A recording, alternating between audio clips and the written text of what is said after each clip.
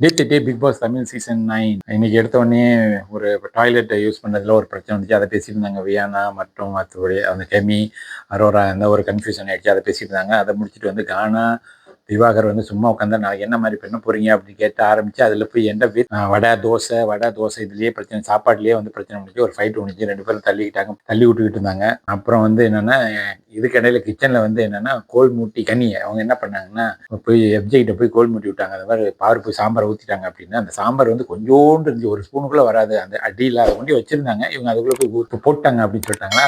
அதை பார்த்துட்டு எஃப்ஜே கோவம் வந்து அவரோட சாப்பாடை கொண்டு அப்படியே குப்பையில் போட்டாரு. கேட்டால் என்னோட சாப்பாடுங்கிறாரு. இதில் யார் செஞ்சது, நமக்கே தெரியுது யார் செஞ்ச தப்பு அப்படின்ட்டு. அதுக்கப்புறம் வந்து பிக் பாஸ் பார்த்தாரா. பிக் பாஸ் பார்த்துட்டு என்ன பண்ணாரு, ஓகே இப்போ வந்து ராஜா வந்து மாத்திருவோம் அப்படின்ட்டு 2 ராஜ்யத்துக்கும் நம்ம தான் சொன்னோமே நேற்று யம தர்ம ராஜா கோமாளி அப்படிங்கிற மாதிரி இருக்கு அப்படின்னால அது கேட்டுருச்சு என்னன்னு தெரியல. மாத்திட்டு என்ன சொன்னாரு, பார்வை வந்து அந்த பக்கம் இளவரசியை போட்டுட்டு இந்த பக்கம் விக்ரம் போட்டார், புலவர் விக்ரம வந்து ராஜா போட்டார். அப்போ அதே மாதிரி தான் அவங்க உள்ள அரசவைக்கு போகிறது பாடுறது ஒன்றும் உருப்படியாக இல்லை ஃப்ரெண்ட்ஸ். எல்லாம் சும்மா இவர் பர்சனல் அட்டாக் தான் பண்ணிட்டு இருக்காங்க ஒழிஞ்சு கிங்டம் 2 கிங்டத்துக்கு ஏற்ற மாதிரி ஒன்றும் பேச மாட்டாங்க. நாங்கள் டாஸ்க்கு அப்புறம் பார்த்தாரு பிக் பாஸ் ஒன்றும் வேலைக்கு ஆகல அப்படின்ட்டு ஒரு டாஸ்க் கொடுப்போம் அப்படின்ட்டு ஒரு 3 ஃப்ளாக்கை கொண்டு ஒளிய வச்சுட்டாரு. ஒளிய வச்சுட்டு என்ன பண்ணால் அவங்க கண்டுபிடிக்கணும். ஃபர்ஸ்ட் யார் 2 பேர் போய் கண்டுபிடிக்கணும். அதை யார் கண்டுபிடிக்கிறாங்களோ அவங்க தான் வின்னர். அதில் வந்து தர்பி சாம்ராஜ்யம் தேய்ச்சிடுச்சு. கானா சைடு ஒளிய வச்சது சரியாக ஒளிய வைக்கல. அவங்க என்ன பண்ண போய் பெட்டுக்கு பின்னாடி போய் போட்டுருக்காங்க. அது ஈஸியாக ஒன்று மட்டும் காம வந்து மேலே ஏற்கான முடி போட்டாரு. அது கொஞ்சம் ஹார்டாக இருந்துச்சு.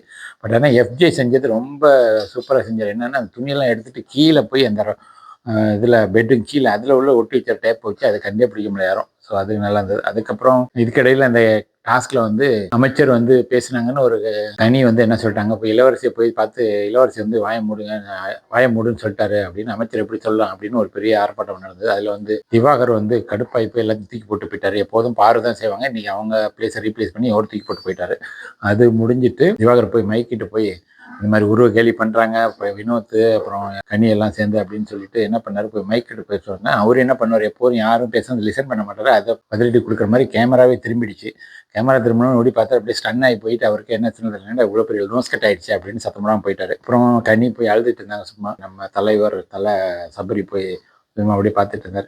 இவ்வளோதான் ஃப்ரெண்ட்ஸ். இன்னைக்கு ரொம்ப ஒன்றும் கிரேட்டாக ஒன்றும் இல்லை. டாஸ்க் வந்து அப்படியே சும்மா ஏனோ தானோ போகுது. ஒன்றும் இல்லை. நாளைக்கு என்ன நடக்குதுன்னு பார்ப்போம்.